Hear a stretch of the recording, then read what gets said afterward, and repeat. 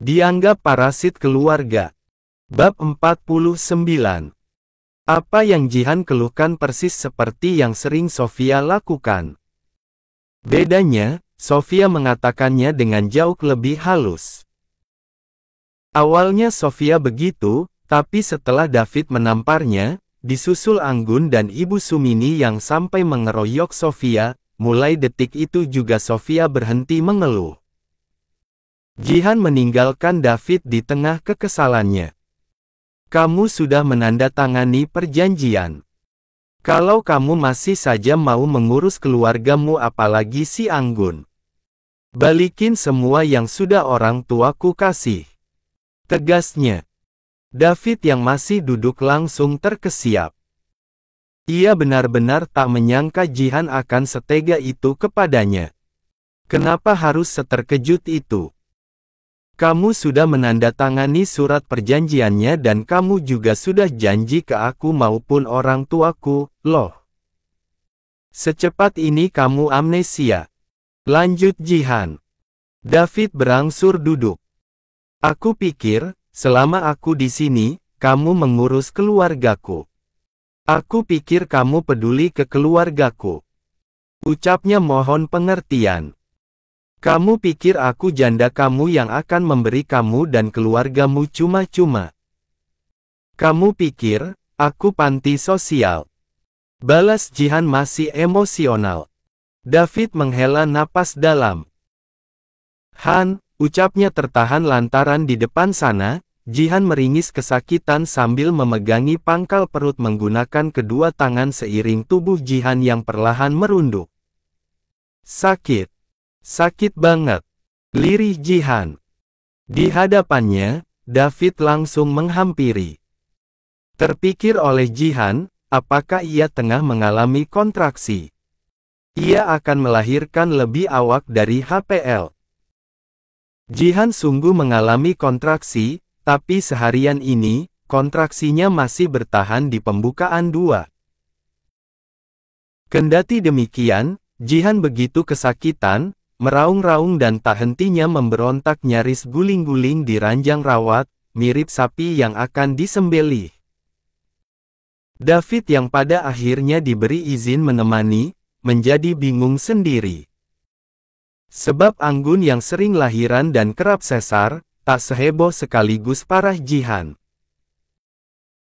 Tentu David hanya bisa membandingkannya dengan proses persalinan yang Anggun jalani karena meski Sofia pernah keguguran bahkan melahirkan Daim, tak sekalipun proses yang Sofia jalani sampai membuatnya menemani.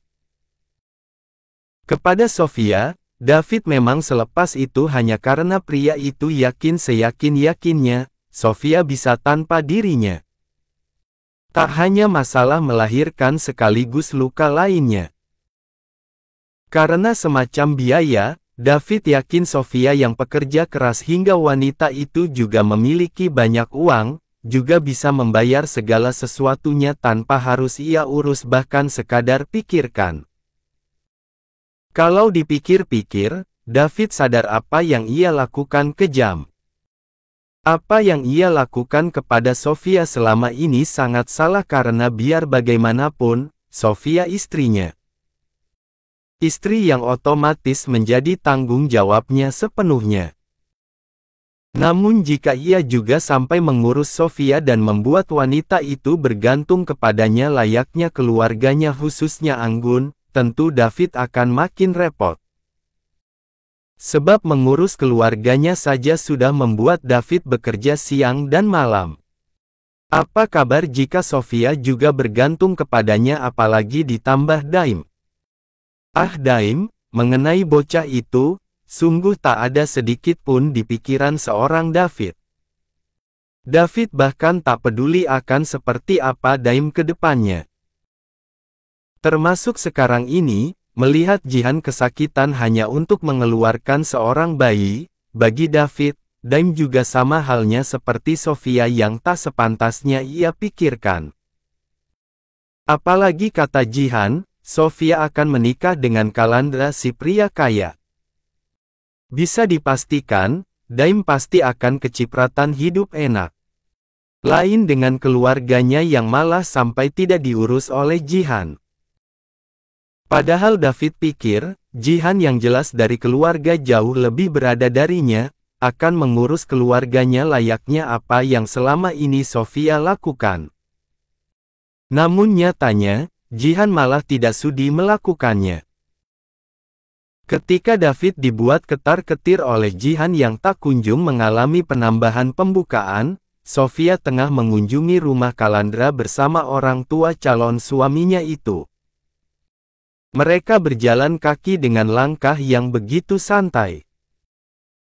Sofia dan Ibu Kalsum saling bergandengan, sementara di sebelah Sofia, Pasana mengemban Daim di depan dadanya layaknya kebiasaan yang Kalandra lakukan kepada Daim. Kalandra sendiri masih bekerja dan memang belum pulang. Kalau mau jadi rumah makan masih oke, nanti walau bukan di dekat jalan raya, bisa dikasih papan di depan sana, ucap Ibu Kalsum. Mereka sudah ada di dekat rumah berlantai 2 milik Kalandra. Sama rumah sakit pun dekat, jadi nanti yang dari rumah sakit juga bisa lari ke sini. Nah di sebelah jalan juga terminal, seberangnya stasiun. Tetap strategis sih, Mbak. Ucap Pasana turut berkomentar. Sofia termenung. Orang tua Kalandra sungguh mendukung penuh kariernya. Keduanya lebih setuju rumah Kalandra dijadikan rumah makan atau malah restoran daripada rumah itu malah dijual. Nanti ruangan-ruangannya gimana, Pah, Mah? Tanya Sofia. Memangnya enggak sayang, gitu, kalau sampai dibobok? Ia menatap wajah orang tua Kalandra, silih berganti. Bisa dibobok, enggak usah pun enggak apa-apa. Biar kesannya lebih privat, gitu. Nanti fokusnya di lantai bawah. Nanti direhab biar lebih elegan, yakin Pasana. Sofia berangsur membuka gemboknya yang terkunci. Di waktu yang bersamaan, dari arah depan yaitu arah keberadaan rumah sakit, Pak Haji dengan motor matiknya lewat. Sementara dari belakang Kalandra yang juga memakai motor gede, lewat. Dengan jahilnya, Kalandra sibuk menekan klakson. Membuat Pak Haji yang sibuk menatap Sofia nyaris jantungan karena sangat terkejut. Kalandra bahagia bukan main dan menjadi sibuk tertawa menertawakan ekspresi panik dari seorang Pak Haji. Roda depan motor Pak Haji sampai masuk gat depan rumah Kalandra.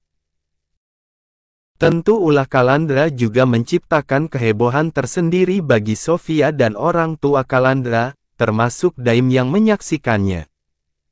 Bocah gemblung.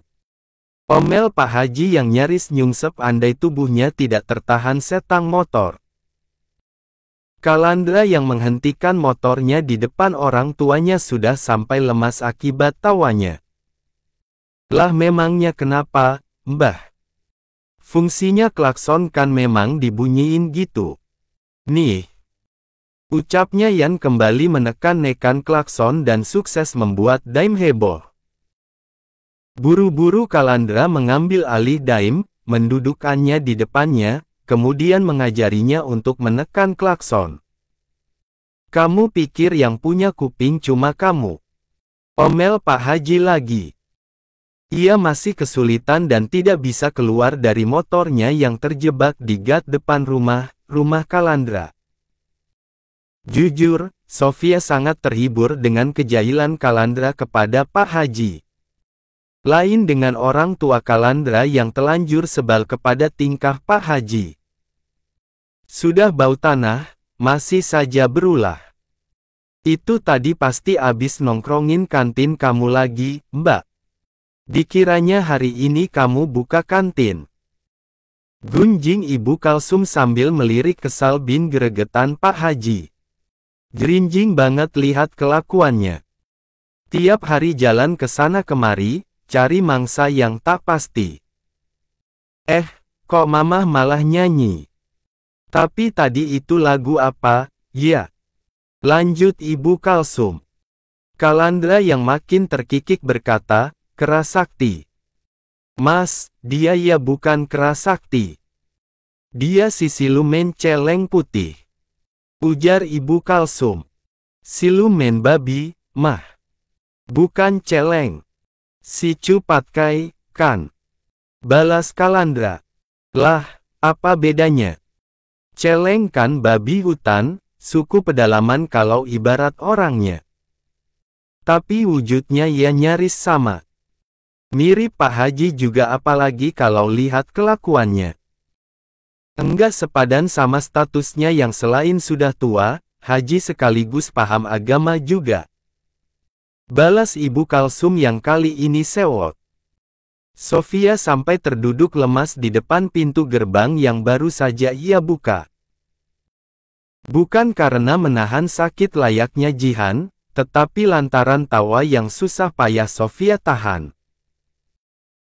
Karena tak beda dengan Kalandra, Sofia juga sudah lemas bahkan menangis karena menahan tawa efek tingkah absurd Kalandra maupun Ibu Kalsum. Sudah biarin jangan ditulungin. Biar kapok nyungsep-nyungsep. Ucap Pasana yang menggiring keluarganya masuk, termasuk juga Sofia yang masih terduduk lemas di depan gerbang. Yang, kamu kenapa? Kalandra yang turun dari motornya sambil mengemban daim sampai khawatir. Itu motor dimasukin, soalnya sekarang lagi rawan maling. Ujar Pasana yang sampai mendorong gerbang rumahnya. Sofia yang sudah jauh lebih bisa menguasai diri, berangsur berdiri. Ia menerima uluran tangan Kalandra yang membantunya. Karena Kalandra akan memasukkan motor, Sofia sengaja mengambil alih daim. Abis Isya jalan-jalan ke pasar malam, yuk. Ucap Kalandra sambil menuntun motornya memasuki rumahnya. Rumah yang akan direnovasi menjadi restoran kekinian. Oh iya itu di sebelah alun-alun ada pasar malam, ya. Serga Ibu Kalsum bersemangat. Woi, ini tolongin dulu. Seru Pak Haji masih berjuang antara bertahan atau nyungsep ke gat. Ia berseru kepada Kalandra sekeluarga, tapi yang ia minta bantuan hanya menatapnya sekilas kemudian sibuk dengan obrolan lagi. Kalandra dan Sofia termasuk orang tuanya, tampak tidak akan pernah membantunya. Heyah, Brung. Ya sudah, kalau sudah jatuh, ayo kita tolongin. Sergah Pasana sambil menahan tawanya. Tawa yang juga langsung menular pada semuanya. Apalagi di depan sana, Pak Haji sungguh nyungsep. Kepala Pak Haji masuk gat. Di petang yang dikuasai semburat jingga, bersama Ibu Kalsum, Sofia yang berdiri di depan gerbang rumah Kalandra sambil mengemban daim, menyaksikan Kalandra dan Pasana yang menolong Pak Haji. Kepala termasuk wajah Pak Haji basah karena air gat di sana sedang penuh. Pak Haji bahkan berdalih sampai minum air gat. Itu aki-aki sama sekali enggak amnesia, sudah nyegur gat juga kepalanya, keluh Ibu Kalsum yang kemudian berseru, coba disungsepin ke gat sekali lagi, tapi kepalanya sekalian dibenturin, biar amnesia dan enggak terus-menerus berkelana mencari janda. Mendengar itu, Sofia dan Kalandra kompak menahan tawa. Apalagi ketika akhirnya Pak Haji merengek manja menyebut-nyebut, "Dek Sofia," sambil menatap ke Sofia.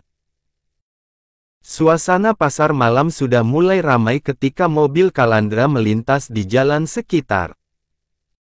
Ini kalau makin malam makin rame dan otomatis mobilmu susah lewat loh, Mas. Ucap Ibu Kalsum yang duduk di sebelah Sofia. Detik itu juga Kalandra memutar otak, bagaimana caranya agar mobilnya tetap bisa lewat. Lain dengan Sofia yang langsung mengamati suasana sekitar meski jujur, kini menjadi kali pertama dirinya akan ke pasar malam walau sebelumnya ia pernah bertahun-tahun lamanya di luar negeri. Parkirnya rada jauh dari sini. Titip di depan rumah warga saja juga enggak apa-apa. Jadi, nanti kita ke sininya jalan kaki, ucap Pasana yang duduk di sebelah Kalandra. Ya sudah kalian turun dulu, tapi ini hujan enggak, ya? Balas Kalandra yang kemudian menatap ketiga wajah orang dewasa di sana, walau ia malah menjadi fokus pada Daim yang sibuk berceloteh di pangkuan Sofia. Biasanya kalau ada acara pasar malam gini sudah dibukingin pawang hujan. Namun sedia payung buat jaga-jaga Daim juga enggak apa-apa, balas Pasana yang kemudian mengajak semuanya untuk turun.